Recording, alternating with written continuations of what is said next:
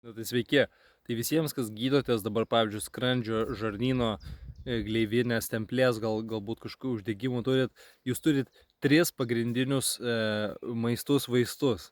Tai yra sultinys, sąnariai, kremzlės, jungtis, verdam kokias 6-8 valandas ir geriam tą skystį. Jis turi būti kaip drebučiai. Jeigu padėsit į šaldytuvą, tai yra toksai tirštas kaip želatina.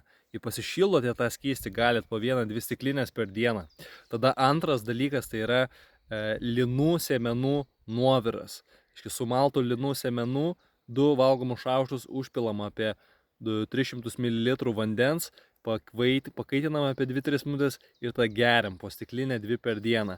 Ir paskutinis dalykas tai yra žalių kopūstų arba sriuba tokia gausi kasdien po indelį arba išgerti sulčių tiesiog šviežiai spaustu. Būkit sveiki.